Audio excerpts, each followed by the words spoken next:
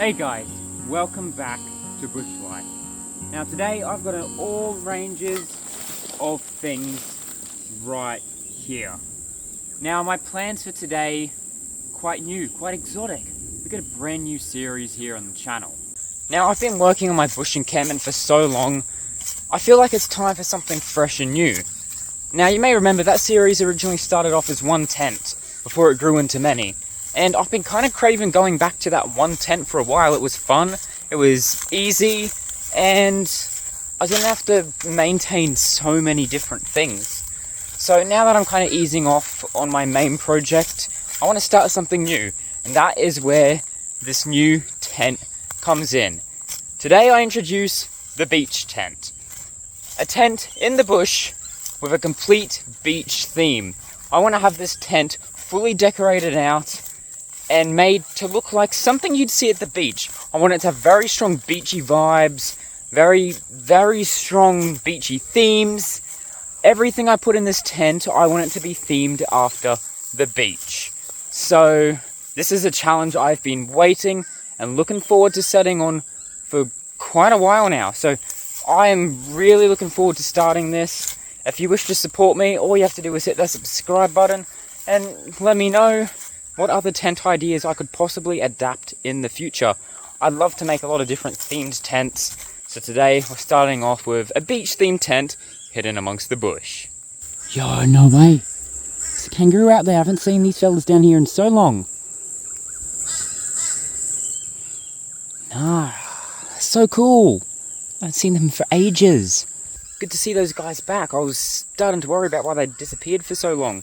So it's good to see they are still around. Alright, so you may recognise this spot. This is actually the location I did my first How Not to Bushcraft video.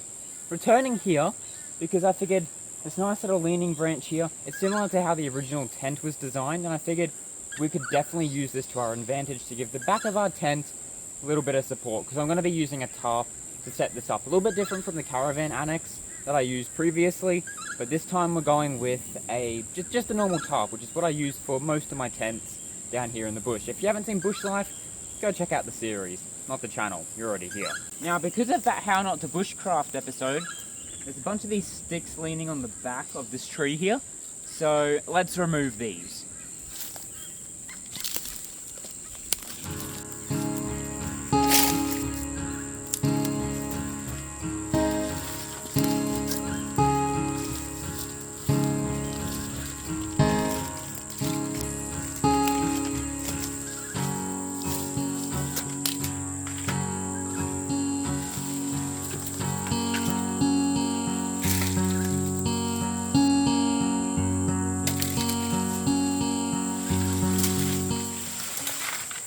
Right, so what we've got here is, from moving those branches, this is a little bit loose.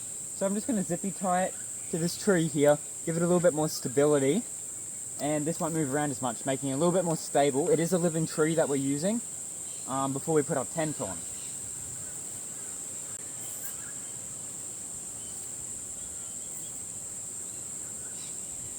Alright, perfect. That should keep it a little bit more together. And it is perfectly on this little nook here on the branch, so it shouldn't be moving anywhere anytime soon. Now I've got this tarp here. It's a 2.44 times 3.05 meter or 8 times 10 feet tarp. This is the standard measurements I go for my tarps down here. It's the biggest one I can also get where I purchased these from, and I find they're the best that work for me. So once again, we're going with that. It did just have a tick on it though, so I'm being a little bit wary of that. Don't want to get another one of those. I've still got a mark on my neck from the last one I got. I don't know if you guys can see it, but right there.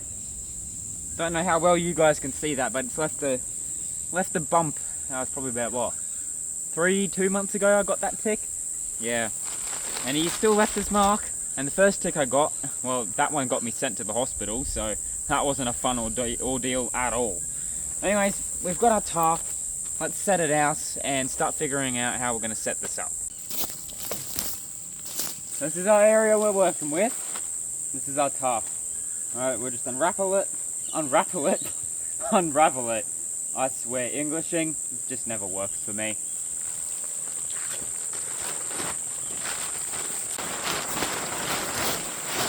Alright, this is enough unraveling that I think I need to do. I'm going to start setting this up, putting this over the top of the tree and get an idea of where I stand with the positioning of this tarp and what trees I can tie it to hold it up.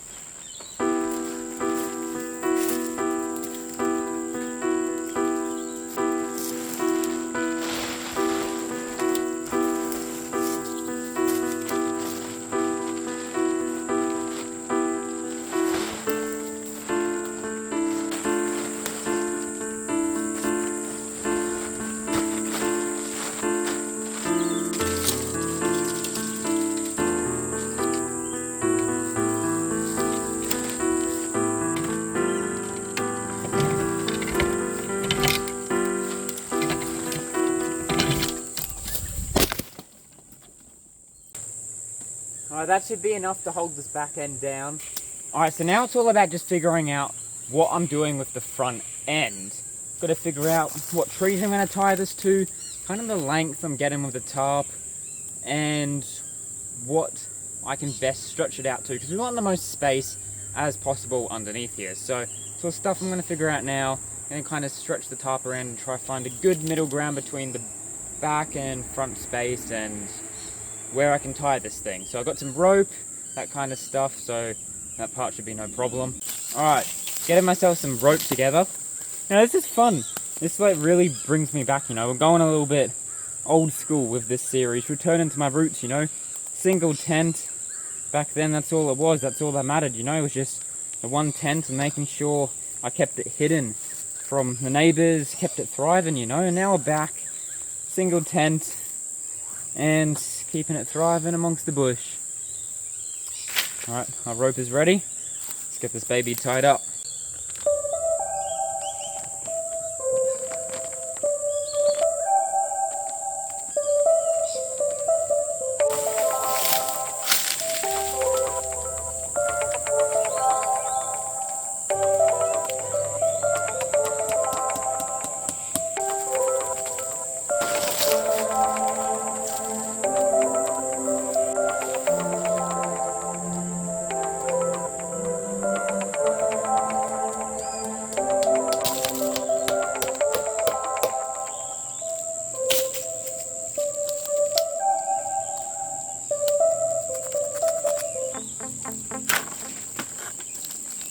That's our tent up.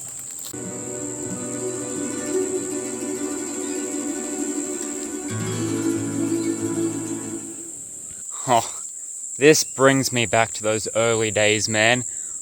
I love this. This is going to be fun, amazing, and a great new series. If you guys want to stick around, because trust me, you do, the subscribe button is just below this video. Alright, that thing I've had enough of. I keep tripping over it. It needs to be removed.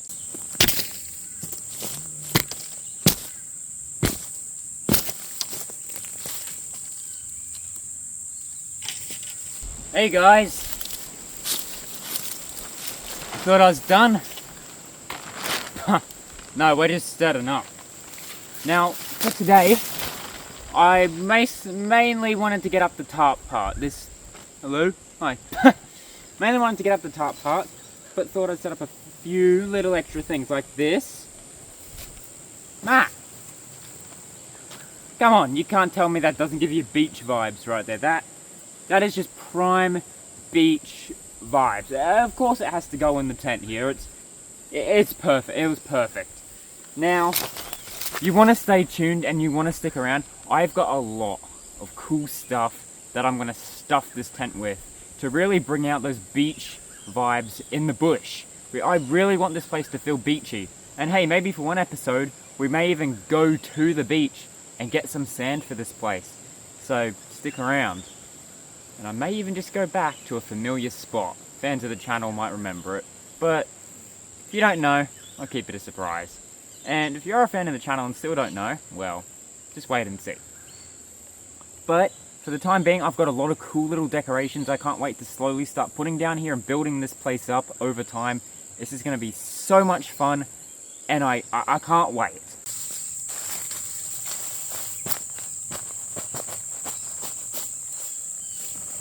Alright, so I've now got to start clearing out the tent just with my shovel. Just trying to smoothen out the space a bit more and make it a little bit less spiky. There's a few little spiky plants and these plants can easily cut you as well. So we're just going to clear this out and try and make it a bit more habitable, shall we say. Yeah, I think that's the right word for it.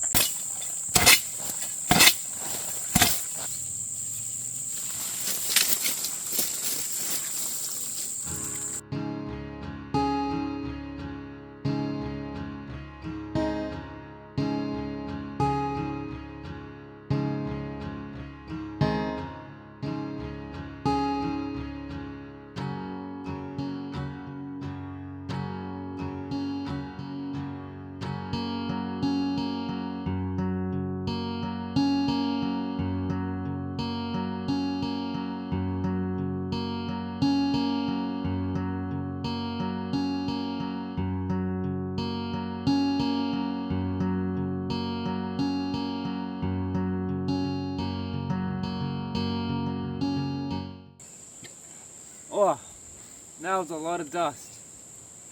But we did it. This area is cleared out a bit more. I've kind of reduced it to its dirt as much as I can. I'm quite happy with it. It's looking a lot neater, a lot cleaner. And yeah, I would say we're getting pretty close to calling things done today. I'm not in a rush to do this whole thing in one go because I've got so many little ideas I want to share with you guys, and I really want to take the time to do them and properly show them off and make this tent as detailed and beach themed as I possibly can. And today is just setting those foundations. There is so much more to come that you guys want to stick around for. But first, let's get this mat back in because I kind of sacrificed it a little bit there when cleaning that out. Probably should have waited till after in hindsight.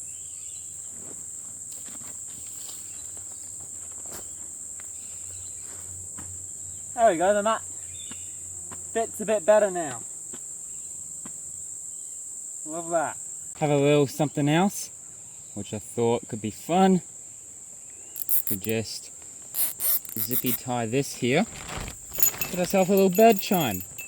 Oh, dropped it. I love that. That's so cool.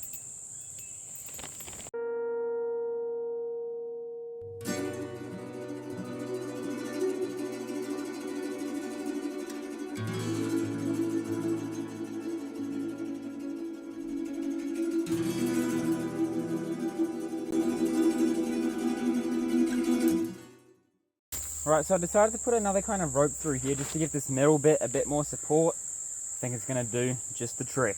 And well, here we are. The beginning of our beach tent. Now I do still have this kind of little pot thing, which is here from when we did the How Not to Bushcraft video. I'm thinking I'm just going to keep it here, a bit of history. I love this. I love it. I love this place. It's a good solid start. We got a good foundation up, we have a nice area cleared out, we got a mat, we got this beautiful little bird, and this, I guess. Now overall, we haven't got too much here. I wouldn't really call this very beach themed, so to speak. But, over time, just you watch, I've selected out a range of different beachy things to put up around this place and really call it home. But, there's something I haven't told you guys about this series. A little surprise I was saving for the end, shall we say. Now, those early bush life episodes, I was always hiding from neighbours, right? Because I was behind their property and at the time I thought probably wouldn't look good if I was caught building a tent down there. Because at the time, I didn't actually know it was my property. I was quite young at the time and didn't really understand that stuff, you know? I just thought, oh, bushland, we gotta hide. And I also hadn't told my parents that I was doing it down there. I was doing it in secret because I didn't know if they'd approve of it. So I was also kind of hiding from them as well. Now, obviously, a lot has changed since then. They know exactly what I'm doing down here. And it was actually my mum's partner that busted me in episode 54 of Bush Life and found me down there. So it ended up working out in my favour until I realised I was on council land and had to move, which is why I moved the main tent and the encampment began. So a little bit later, the fire break comes into things and kind of divides the bush. Now, this area here, if you didn't know, is on the other side of the fire break. That means I've actually built this tent on council land. Now, this time, it was intentional. Now, I should be fine. Realistically, they never come through here. They never have.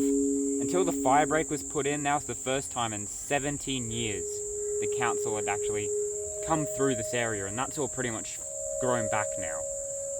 So, here I am, hiding out on the other side of the fire break, and that means if they do come back, they do technically have the right to get rid of everything I have here. So, I'm in a bit of a danger zone, and that was intentional, because I thought, you know what, let's bring a bit of that original thrill back that we had in the early bush life episodes, and we now got it here. Any episode has a chance for me to come down to film and it be my last. All of this stuff could just disappear. Now, personally, I think we're safe. I think we should be okay, because if it took them 17 years to put the fire break in, I doubt they'll be back anytime soon, considering, and this is another factor, this area was meant to be part of a burn-off, and where I'm sitting right now was meant to be completely burnt at the end of last year, but that never happened. So I don't know what's happened with that, but anything is possible, which means that everything here could just get burnt alive, essentially. This place is a big risk of getting destroyed, or me getting told to take it down. I don't know what they do. So, that's a bit scary, but I think it's going to make the series extra fun. Which means, if you guys want to stick around, you know what to do by now. But that also reminds me of another story, right? So we're going to go back in time. Do a bit of story time. I'm having a little break, you know. I've done the building. I figure, why not tell a little story? Now, going back grade 9 of my schooling, I was hanging with my friends Will and Liam at lunch. And I was getting a bit bored, you know. Every day, it was kind of the same. Go have lunch in our little corner. There's this like little announcement speaker which would, you know, kind of have the bells ring to indicate classes and the lunch, that kind of stuff. It'd ring, right? And it was the most loudest thing ever because we were just stuck in this little corner because all the popular kids, so to speak, had taken all the good spots. So we were stuck in this little corner with the bell above it, and it was the most annoying, loudest thing ever. It sucked. And after a year of doing it, as much as I love sitting with my friends Will and Liam and watching dumb videos during the break on YouTube, I thought, nah, I need to try something new. I need to try something different, right? So I set out, looking around the school, and I eventually settled upon a nice little garden area that the school never really used, to be honest. No one ever really went there. It was only really used in after school because it was near the bus stop, right? So I thought, this is a nice little bush. Why don't I settle in there? And that I did. I will say I did wag a few classes and skipped a few events I didn't want to do. And while these events were happening and, you know, most of the school was somewhere, I was sneaking around bushes in the school, carrying metal seats from place to place. I took a doormat from the groundsman's shed, all these things, and I was sneaking it all into this little hideaway in the bush near the bus stop. And oh boy, was I having the time of my life. I remember this one event, it was called Reflection Day, and I hated it. I skipped it, went into my little bush hideaway in the school, and I just ended up sleeping through most of the day. It was cozy and it was brilliant. It was the perfect little spot. It was a bit scary at times because it was actually next to the office, and it kind of, you could see down and look at the office, and one time I remember the principal was walking past and he kind of hung around for a bit because he was talking to some delivery guy, and that was a bit of a scary moment. But the bush was so thick, no one could see in. Yet I could see out still. And it was perfect. I set up a little pencil case with a rope tied to it. I'd use that as my bin so I wasn't littering in there. I was keeping it clean. I had this beautiful metal seat to sit and lie on. Oh, it was great. I cleared out the floor similar to this, so it was, you know, it was nice and smooth, and oh, it was a glorious spot. It was a beautiful little spot. I'd keep this little logbook in there and keep track of what I'd do there. Lovely little doormat at the entry. But all good things come to an end. Now, I knew full well, sooner or later, I'd get busted. I knew this place was going to come to an end. And that it did. But oh boy, I did not expect it to happen the way it went down, right? Now, essentially, what happened is in the afternoon, one of the kids, he was kind of looking through the bushes, being silly, I guess, I don't know, waiting for the bus. And he found it. He found my little hideaway. And in there, the notebook I kept hidden. Now, I didn't know this at the time. All I know is that I came back the next day to hide out in there, and when I got in there, I noticed my notebook was missing. I was like, oh no, someone's been here. But 2 days went past, and I didn't really think much of it. However, on the third day, when I came back in, that's when I found the notebook returned, right? It was just sitting on the dirt near my metal seat. So I opened it up. And in it was a note from one of the head teachers at the time. And she wasn't actually mad at all, actually. She was like, she seemed to find the whole thing funny. And like, at the end of the day, well, yes, I'd skipped a few classes. I wasn't doing anything wrong. I was just eating my lunch. I was keeping the place clean. In fact, it was cleaner than when I originally found it. I'd essentially done nothing wrong, apart from skip those classes. So I guess that was a bit of a bad thing. But, you know, in it, you know, she's basically just saying, you know, keep the place clean, and that her garden gnomes or whatever are watching, and all this stuff, and made a joke about getting a doorbell for the doormat, stuff like that. So I kept going, business as usual. And it kind of got to my head a bit, and I thought, yeah, I'm really getting away with this. I got a teacher on my side. And then this is where I made my fatal error. Now, I was in this Lego class because it was like a sport event, except I wasn't a sporty kid, so I just did Lego instead. Because I didn't feel like doing chess, because I'd already done that and I didn't enjoy it. And while I'm not really a Lego fan myself, I figured, don't want to do chess, may as well do that. So I did that with willingly. Now, this is where things took a bad turn. When the teacher wasn't looking, I was getting really bored. It's probably like halfway through the lesson, and I still had another hour of this. I was getting quite bored. So, everyone was kind of doing their thing. The teacher was helping a student, because they're doing like a Lego competition. So I just quietly snuck out the door while she wasn't looking. And as I'm going on my way, I get spotted by another teacher. Now she starts calling out to me to see why I'm not in class, so I just kind of played dumb and was like, I don't hear you, didn't acknowledge her, just walked off. And went to the hideout to go and just kind of rest as I normally do. But little did I know, things were about to go downhill. Now, I was getting a little restless, so I thought, I'll go on a walk, everyone's kind of out and about. They probably won't think much of me, just walking around, you know? Maybe any teacher will probably just think, hey, I'm going to the bathroom. So I just went on a little stroll. Until things took a drastic turn. Now, for one, the teacher that had been supervising me in the Lego class noticed I was gone. I didn't think she was going to, because like this was the first time we'd both seen each other. I didn't think she'd actually noticed a singular student was missing, so to speak. I'm assuming they did roll call or something. That's the only way I can think of she would have remembered. But anyway, she knew I was missing, and by this point she called up the office. And the lady that was calling out to me earlier had also gone to the office, and it didn't take long for the people there to start putting 2 and 2 together. Now at the time I'm in grade 9, right, and I'm on my little stroll around. And then all of a sudden, the next thing you know, I'm just walking past, I walk past the office. Don't think much of it at the time. I'm just figured they think, hey, I'm just another student passing through like the many others. But no, they knew my name, they knew who I was at this point, and they were on to me. It was scary when I realised what was going on, right? Because they didn't just send teachers after me. No, they sent the grade 12s at the time. I'm in grade 9, I'm a little grade 9 kid, and I've got these big grade 12s coming at me. Oh, I didn't like that. They sent the entirety of the grade 12 cohort on me. Oh, who does that? I pretty much just went to a 5-star wanted level, right? So what happens is, I'm about to sneak away into my little hideaway, you know, because I've kind of caught wind of things, and I've overheard some teachers as I'm walking back, and I'm like, oh no. I don't like this. So I thought, hey, I'll just hide in there and things will cool down. Lunch will come and everything will be fine.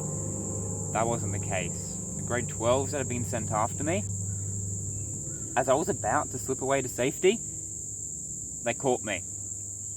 So, naturally, little grade 9 me sees these big grade 12 kids running at me like, hey, stop, get back here. I panicked, so I ran. I jumped the rail, scaled up the garden wall, and clambered my way to the bus stop. But that didn't stop them. They were chasing me up the stairs, and I kid you not, I'm not making this up. This actually happened. It was not what I was expecting. It's like the equivalent to a police chase in school. So I'm hearing them coming up the stairs, and I'm like, nah, gotta go. So I'm like kind of speed walking, trying to still not draw attention to myself, even though all of the office was on high alert for me. So as I'm making my way to try get to another staircase to kind of loop back around and find somewhere, preferably a bathroom, to lay low, the original teacher that spotted me was waiting at the bottom of the stairs. Now, running away from a grade 12, that's one thing. But running away from this teacher, especially when I was cornered at this point, nowhere to go, bad idea. So I knew then and there, I only had one choice: to give myself up. Now, it wasn't long before I was taken into the office for questioning, and it wasn't long before they found where I was hiding out, and they sent the groundskeepers in to quickly get rid of that. But boy, when I started that whole thing, that is not the way I was expecting it to end, and I still think about it a lot to this day. It was unbelievable. It was crazy. And I had a good story to tell, I'll give it that. It was truly something. That's just one of the many shenanigans I got up to, but maybe those are stories for another day. It's getting a bit late, the sun's starting to set. I think it's time I start packing up and call it a day. Now, of course, I appreciate every single one of you guys that join along to these videos. I love sharing a good story here and there after we do a bit of work as well. And of course, if you want to see more, be sure to let me know in the comments below. And stick around, I've got some cool ideas on the way. But that is going to mark the end of this adventure here today. Hopefully we get away with this tent, eh? At least for a while. And I'll be seeing yous in the next one.